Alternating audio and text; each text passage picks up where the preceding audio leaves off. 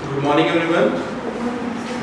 कल हम लोगों ने ट्रांसक्रिप्शन स्टार्ट किया था और ट्रांसक्रिप्शन का हमने प्रोसेस समझ ली थी। आज उसके आगे का थोड़ा सा समझेंगे कि ट्रांसक्रिप्शन होता कैसे है और क्या हमारे पास दो तरीके के ऑर्गेनिजम्स हैं, एक है प्रोकैरियोट और एक है यूकैरियोट। प्रोकैरियोट किसे कहते हैं? Any of you? प्रोकैरियोट क्या होता है?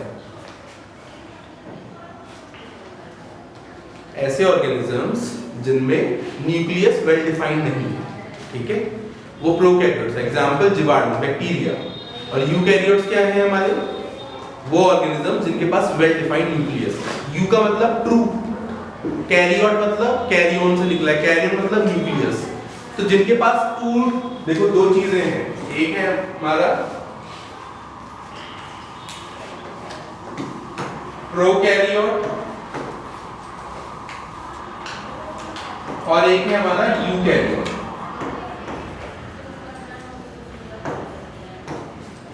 और 12th क्लास में, ये 8th क्लास की चीज है वैसे। प्रोकैरियोट, प्रो का मतलब हो गया एक तरीके से पहले समझ लो, और कैरियन का मतलब क्या होता है? न्यूक्लियस, केंद्रक। मतलब ऐसे ऑर्गेनिज्म जिनमें न्यूक्लियस से पहले वाली कंडीशन है। न्यूक्लियस से पहले वाली कंडीशन का मतलब क्या हो गया कि अभी उनके पास न्यूक्लियस नहीं है, ठीक है। न्यूक्लियस नहीं है मतलब न्यूक्लियर वॉल नहीं है, जो न्यूक्लियर मटेरियल है, जो जेनेटिक मटेरियल है, बस वो ऐसे कहीं पे भी पड़ा हुआ है और पूरी जगह क्या बोल रहे हैं हम? न्यूक्लियोइड, ठीक है। यू का मतलब क्या होता है? ट्रू। कैरियन मतलब अगेन न्यूक्लियस, जिनके पास क्या है? ट्रू न्यूक्लियस, ठीक है। तो आज हम ये देखेंगे कि क्या प्रोकैरियोट और यूकैरियोट में ट्रांसक्रिप्शन सेम तरीके से होता है या कहां होता है, कैसे होता है। तो हमें एक चीज पता है कि अगर हम ट्रांसक्रिप्शन की बात कर रहे हैं, ट्रांसक्रिप्शन मतलब अनुलेखन।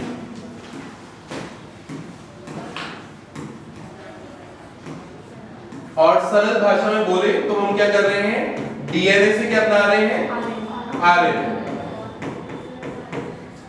डीएनए का हमारी भाषा है एटीजीसी, आरएनए की भाषा हो गई एयूजीसी। यहां पर दो स्ट्रैंड्स थे हमारे, 3 प्राइम से 5 प्राइम, 5 प्राइम से 3 प्राइम। यहां पर एक ही स्ट्रैंड होगा 5 प्राइम से 3 प्राइम, ठीक है। इतना आपको पता है, कल ये हम लोगों ने कंप्लीट कर लिया। अब यहां पर एक चीज देखो कि सबसे पहले आपको ये समझना है जीन क्या होता है। जीन क्या है? इकाई, है ना।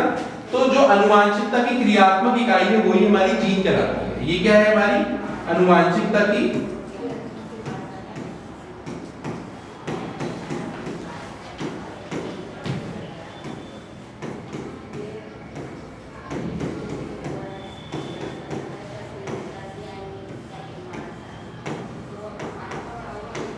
क्रियात्मक इकाई, ठीक है। तो अनुवांशिकता की क्रियात्मक इकाई क्या कहला रही है? हमारी जीन कहला रही है। और उसको हम इंग्लिश में बोल सकते हैं functional unit of inheritance. Functional unit of inheritance, ठीक है। अब एक चीज समझिए कि जीन है क्या। ये तो हमें वैसे समझ में आ गई भाई, फंक्शनल यूनिट है, बट अल्टीमेटली क्या फंक्शनल यूनिट मतलब क्रियात्मक इकाई से क्या तात्पर्य है? फंक्शनल यूनिट से क्या मीनिंग, क्या मतलब क्या है? इसका मतलब ये है जो क्या कर रहा है? कोड कर रहा है हमारा किसी चीज के लिए, प्रोटीन के लिए। डीएनए का वो अनुक्रम या डीएनए का वो सीक्वेंस जो कोड कर सकता है प्रोटीन के लिए, वो क्या ला रहा है? हमारा जीन कहलाता है। अब याद करो और एक चीज ये समझना कि जीन की भी क्रियात्मक इकाई है, उसका नाम क्या है? सिस्ट्रॉन। क्या नाम है उसका? सिस्ट्रॉन। ये आपकी बुक में दे रखा है वर्ड, ठीक है। और जब मैं अपने एग्जाम दे रहा था तब मेरे एग्जाम में मतलब बोर्ड में एक क्वेश्चन आया हुआ था 1 मार्क में कि सिस्ट्रॉन क्या होता है, ठीक है। तो सिस्ट्रॉन क्या है हमारा? ये है फंक्शनल यूनिट जीन की, जो एक पॉलीपेप्टाइड के लिए कोड करता है। ये क्या है हमारा cistron? Functional unit of gene. Functional unit of gene, gene की फंक्शनल यूनिट, जो आप कह सकते हो डीएनए का सीक्वेंस डीएनए का वो सीक्वेंस जो पॉलीपेप्टाइड के लिए कोड कर रहा है। कितना समझ में आया? पॉलीपेप्टाइड के लिए जो कोड कर रहा है वो क्या कहला रहा है? हमारा सिस्टोन कहला रहा है। अब सिस्टोन भी हमारे दो तरह के होते हैं, पहले इतना लिखो।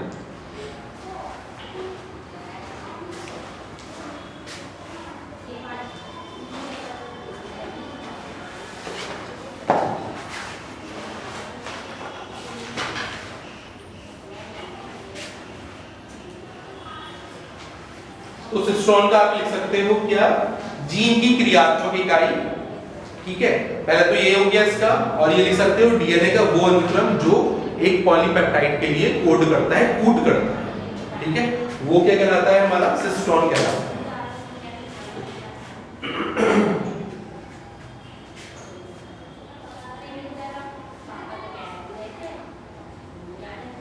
लिख लिया?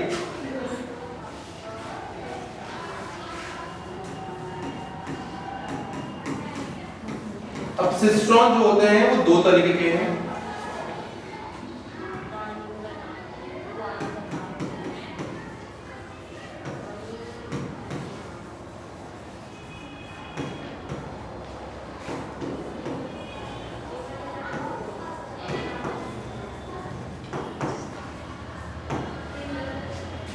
अब देखो यहां पर नाम से पता चल रहा है, एक है मोनोसिस्टोनिक, एक है पॉलीसिस्टोनिक।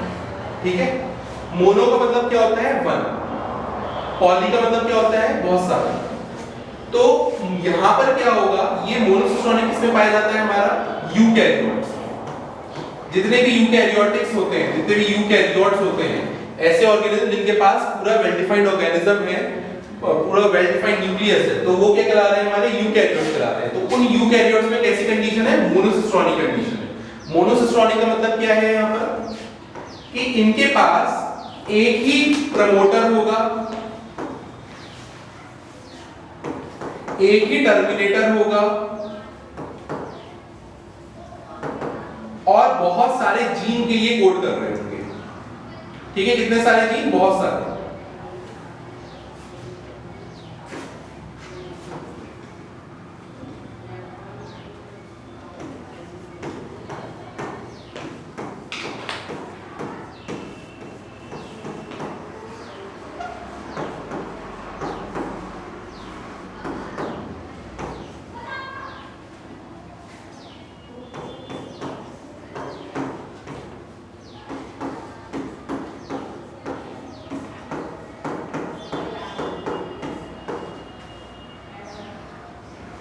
यहां पर कंडीशन क्या है? ये पॉलीसिस्टोनिक, ये किसमें होगी? प्रोकैरियोट्स में।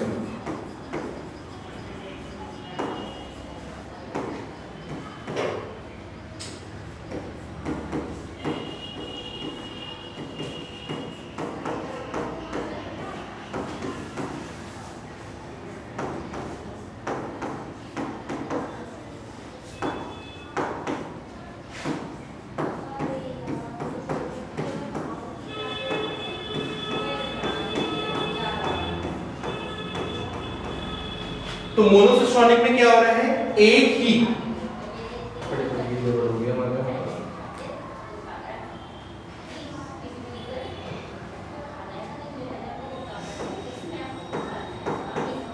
पॉलीपेप्टाइड का कूट लेखन होगा यहां पर मोनोसिस्टोनिक में। मोनो मतलब जहां पर एक ही का होगा, और पॉलीसिस्टोनिक में क्या होगा? हमारे पास अलग अलग पॉलीपेप्टाइड का कूट लेखन होगा।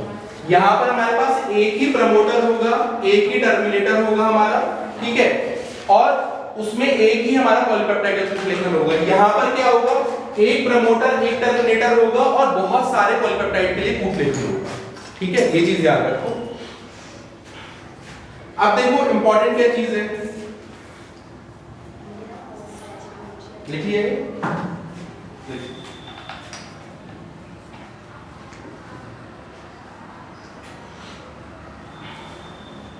यहां पर भी एक ही प्रमोटर, एक टर्मिनेटर होगा, लेकिन कितने? बहुत सारे प्रोटीन्स के लिए। ठीक है,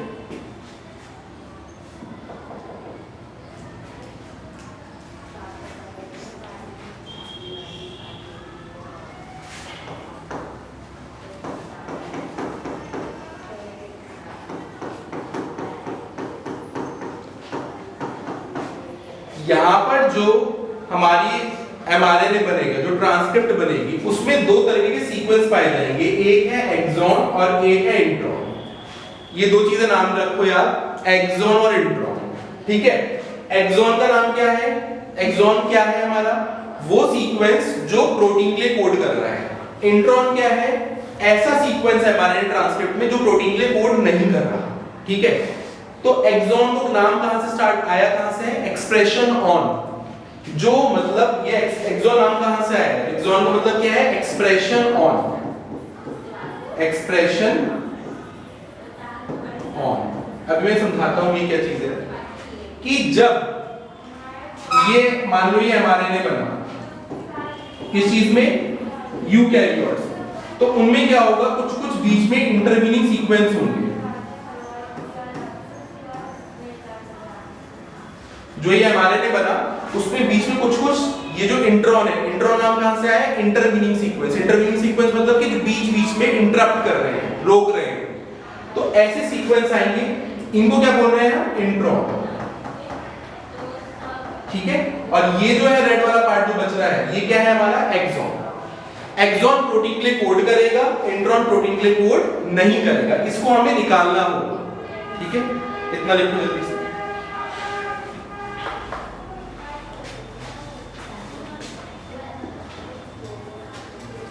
बस ये याद रखना, एक्सॉन क्या है हमारे? Coding sequence. ये कोडिंग सीक्वेंस है।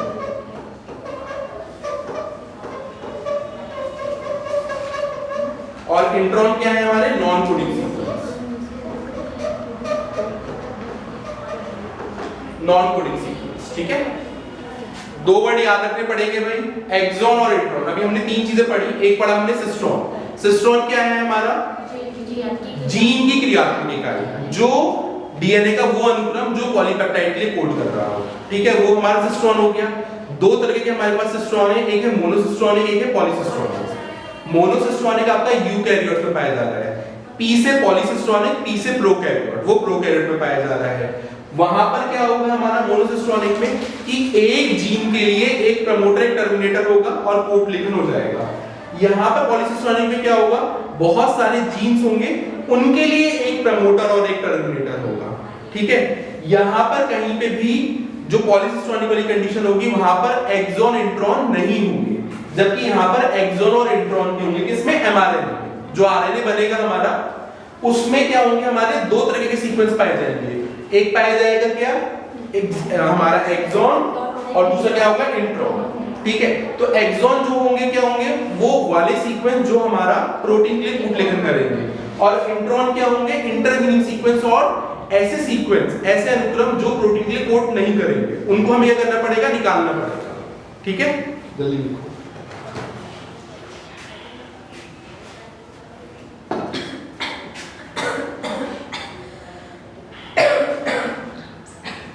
अब देखो, हमने प्रोकैरियोट्स में ट्रांसक्रिप्शन देखा था।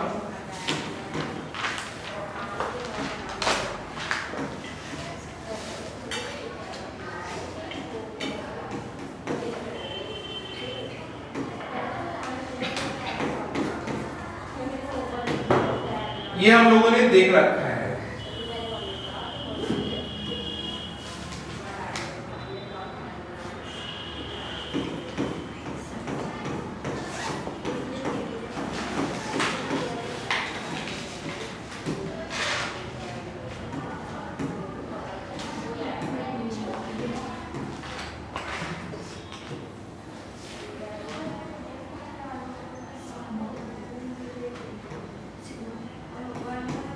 ये प्रमोटर सीक्वेंस हो गया हमारा। उस प्रमोटर सीक्वेंस में ये हमारा क्या हो गया? आरएनए पॉलीमरेज, और ये हमारा क्या हो गया? Sigma factor. जैसे सिग्मा फैक्टर प्रमोटर के पास जाएगा, ट्रांसक्रिप्शन आपका स्टार्ट हो जाएगा, और इस प्रोसेस को क्या बोलते हैं हम? इनिशिएशन। ठीक है, अब क्या होगा दूसरे स्टेप में?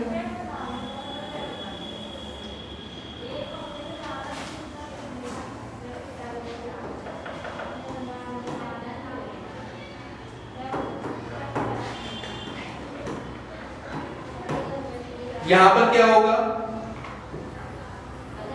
ये आरएनए पॉलीमरेज चल रहा है हमारा ये।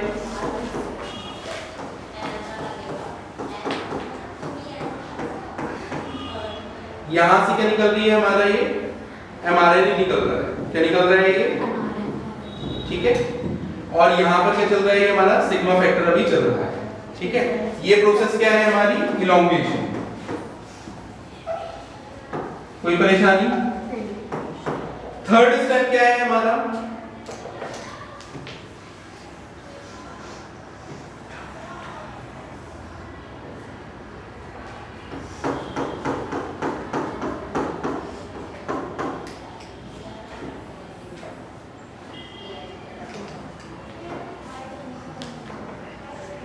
ये कौन सा फैक्टर आया है हमारा? Rho factor. रो फैक्टर किसको पहचानेगा हमारा? टर्मिनेटर को। किसको पहचानेगा? टर्मिनेटर मतलब समापक। टर्मिनेटर सीक्वेंस को पहचानेगा और ट्रांसक्रिप्शन को रोक देगा और जो एमआरएनए है वो बाहर निकल जाएगा। एमआरएनए क्या हुआ? बाहर निकल गया। ये प्रोसेस क्या है हमारी? टर्मिनेशन।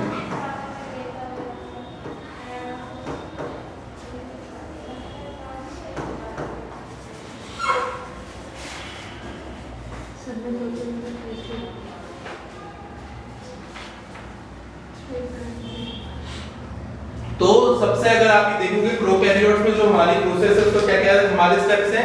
इनिशिएशन, इलॉन्गेशन और टर्मिनेशन। ठीक है। सबसे पहले क्या हुआ हमारा? इनिशिएशन हुआ, फिर क्या हुआ? दीर्घीकरण हुआ, फिर क्या हुआ? समापन हुआ। इनिशिएशन के लिए हमारा कुछ फैक्टर्स चाहिए, कुछ प्रोटीन चाहिए जिनका नाम क्या हो गया हमारा? Sigma factor. और जो हमारा रोक रहा है उसका नाम क्या हो गया? Rho factor. तो ऐसे याद रखो, जो रोकता है वो क्या है? Rho factor. स्टार्ट कौन करता है? Sigma factor. रोकने के लिए कौन सा है? Rho factor. रो फैक्टर जैसे ही मिल जाएगा टर्मिनेटर को तो क्या होगा? हमारा ट्रांसक्रिप्शन रुक जाएगा और एमआरएनए बाहर निकल जाएगा। लेकिन ये कहां पर हो रहा है? प्रोकैरियोट्स। किसमें हो रहा है? प्रोकैरियोट्स। यूकैरियोट्स में अलग तरीके से होगा। देखो जल्दी से।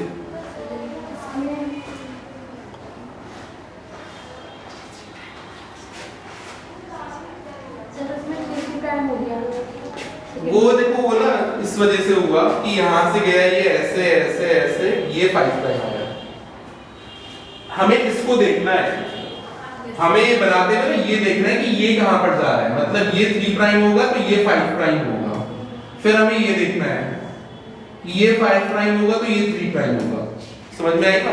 ये नहीं करना कि कभी वो दोनों एक ही पे लिख दो। तो आपको वो चीज देखनी है। ठीक है। क्या ट्रांसक्रिप्शन प्रोकैरियोट्स में समझ में आ गया कि अनुलेखन क्या हो रहा है? सिंपल सा एमआरएनए बाहर निकल जाएगा। यहां पर देखो एमआरएनए में मैंने कहीं पे भी इंट्रॉन और एक्सॉन नहीं बनाए। एमआरएनए की फुल फॉर्म क्या है? Messenger RNA. अभी मैं थोड़े से 3 टाइप के आपको आरएनए बता दूंगा कि कौन कौन से होते हैं। लिख लिया ये?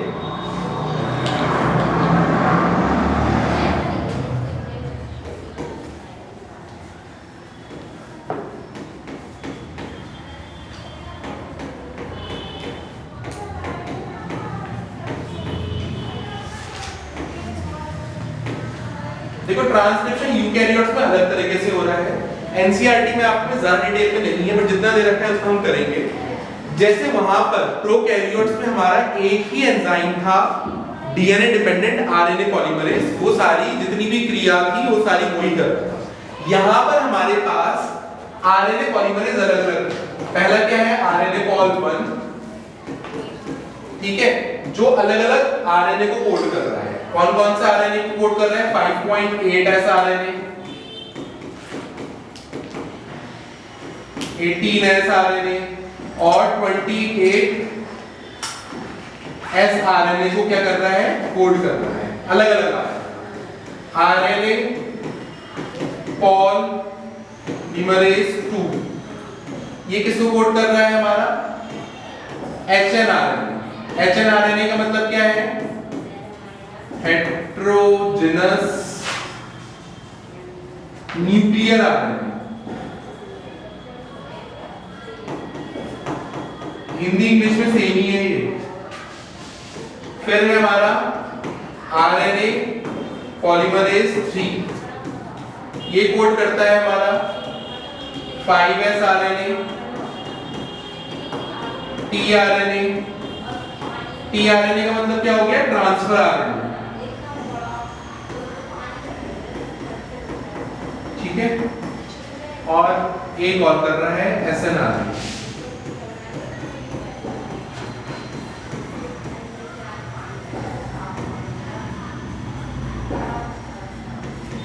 Small nuclear RNA।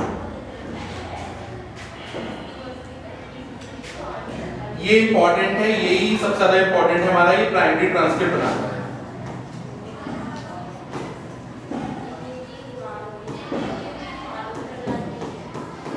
अब देखो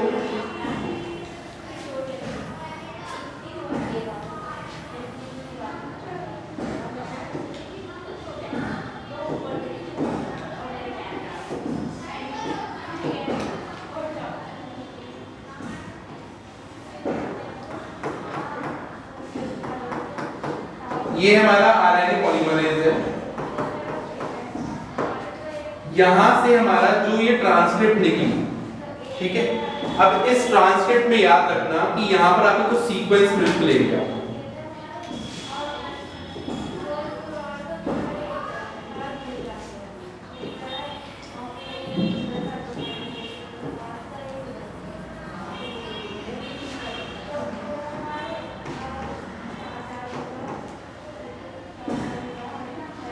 ठीक है, ये जो निकल के आया है ये हमारा क्या निकला? हमारा प्री एमआरएनए।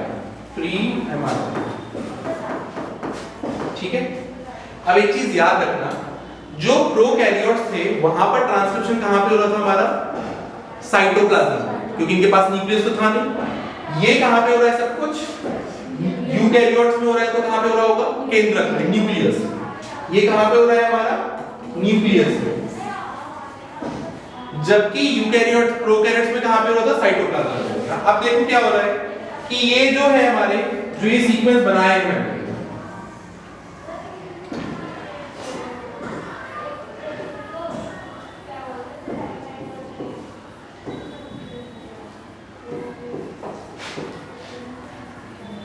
ये रेड वाले सीक्वेंस का नाम क्या है? हमारा क्या है हमारा इसका नाम?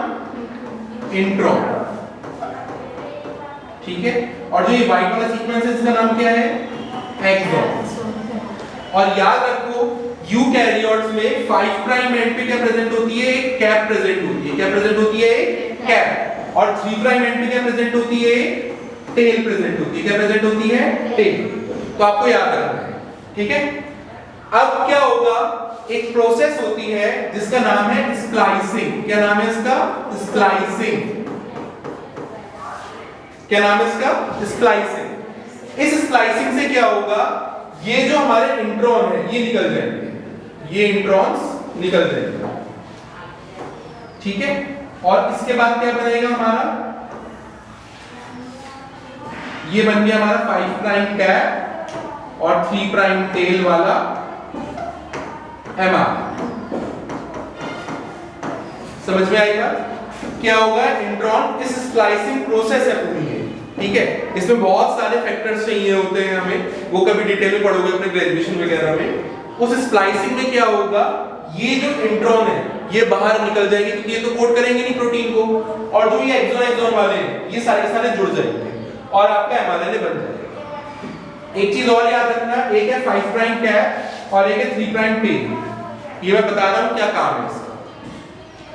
कैपिंग क्या प्रोवाइड कर रही है? कैपिंग इसकी वजह से क्या होगा? जो राइबोसोम होगा वो इसको पहचान लेगा, और टेल की वजह से क्या होगा? इसको स्थिरता मिलेगी कि जैसे न्यूक्लियस से बाहर निकलेगा तो बाहर निकलने के बाद क्या होंगे? वहां पर बहुत सारे एक्सोन्यूक्लियस होंगे जो उसको क्या करेंगे? काट लेंगे, मार देंगे। तो उससे कौन बचाएगा? 3 प्राइम पॉली ए टेल बचाएगा। ठीक है, ये एक तरीके से पासपोर्ट है। इसका काम क्या है? टेल का काम क्या है? एक तरीके से पासपोर्ट का काम कर रहा है कि हाँ मेरे पास पासपोर्ट है, मैं बाहर निकल सकता हूं। अगर टेल नहीं होगी तो ये केंद्रक से बाहर नहीं निकल सकता, क्योंकि ट्रांसलेशन कहां पे होगा? हमारा साइटोप्लाज्म में। केंद्रक से बाहर निकलना पड़ेगा उसको, तो उसके लिए हमें हमारे को किस चीज की जरूरत है? 3 प्राइम टेल। ठीक है, इतना लिखो, 3 प्राइम पॉली ए टेल।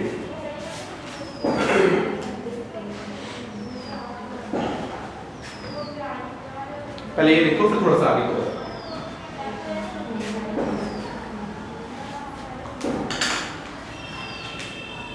आज हमारा ट्रांसक्रिप्शन खत्म हो जाएगा सर।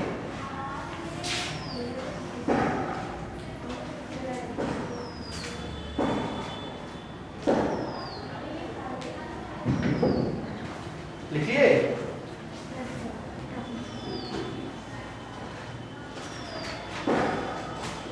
तो यूकैरियोट्स और प्रोकैरियोट्स में अंतर समझ में आ गया। यूकैरियोट्स में क्या हो रहा है हमारा, इंट्रॉन और एक्सॉन भी आ रहा है आरएनए में। इंट्रॉन का मतलब क्या है, इंटरमीनिंग सीक्वेंस, ऐसे सीक्वेंस जो इंटरप्ट कर रहे हैं, जो कि कोड नहीं कर रहे हैं। और एक्सॉन का मतलब क्या है हमारा, एक्सप्रेशन ऑन, जो मतलब प्रोटीन के लिए कोड कर रहे हैं। और प्रोटीन के लिए कोड कर रहे हैं तो हम क्या करेंगे, इंट्रॉन को बाहर निकाल देंगे। इंट्रॉन को कैसे बाहर निकालेंगे, प्रोसेस उसका नाम क्या है, स्प्लाइसिंग। क्या नाम है, स्प्लाइसिंग। ठीक है, उस प्रोसेस से क्या होगा, हमारे जितने भी इंट्रॉन होंगे वो बाहर निकल जाएंगे, एक्सॉन आपस में जुड़ जाएंगे और वो हमारा एमआरएनए बना देंगे। और एमआरएनए में दो चीजें पाई जाएंगी, 5 प्राइम कैप, ठीक है, और 3 प्राइम पॉली ए टेल। ये क्या है, टेल है क्या, ये चीज थोड़ा सा बता देता हूं।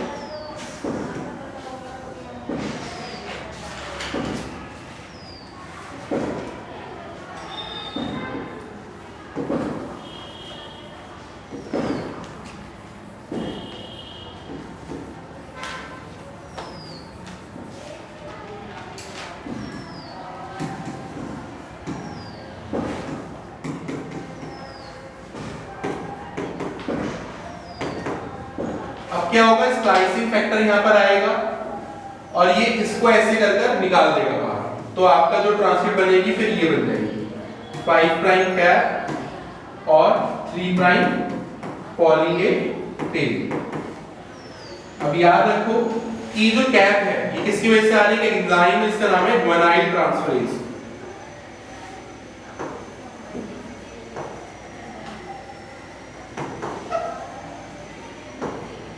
ठीक है, इसके कारण क्या होगा, राइबोसोम इसको पहचान लेगा। राइबोसोम पहचानता है किस चीज के लिए, प्रोटीन संश्लेषण के लिए। ठीक है, किस चीज के लिए, प्रोटीन संश्लेषण। टेल क्या कर रहा है, इसको स्थिरता प्रोवाइड कर रहा है। स्थिरता मतलब स्टेबिलिटी। और ये आप समझ सकते हो कि तरीके का क्या है, ये पासपोर्ट है।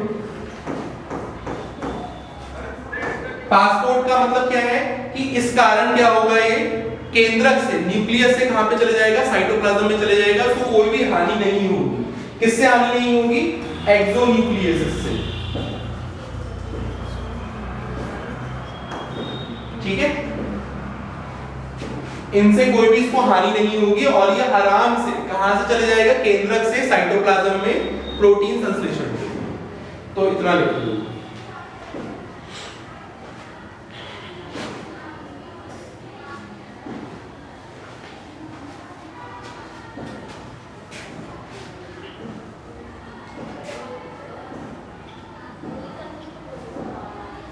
तो कोई आपसे पूछे कि पॉली ए टेल का फायदा क्या है, तो उसका काम यह है, कैपिंग का काम क्या है, उसका काम यह है कि राइबोसोम पहचानेगा प्रोटीन संश्लेषण के लिए।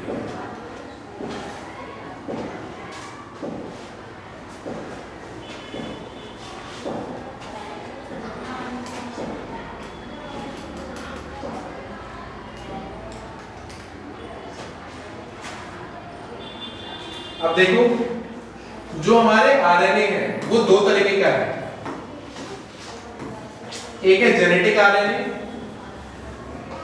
और एक है non genetic RNA. Genetic RNA किसमें होगा हमारा, ये हम पहले ही पढ़ चुके हैं, टीएमपी, जहां पर डीएनए की जगह उनके पास आरएनए एज अ आनुवांशिक पदार्थ है। उनके पास क्या है, आनुवांशिक पदार्थ, कैसे, आरएनए। जिनके पास, जैसे हम लोग हैं, हमारे पास क्या है, डीएनए है, आनुवांशिक पदार्थ। तो उनके पास जो भी आरएनए है वो कैसा है, नॉन जेनेटिक। अब नॉन जेनेटिक आरएनए की 3 तरीके का है जो आपको पढ़ना है। एक है आपका एमआरएनए, एक क्या है आपका आरआरएनए,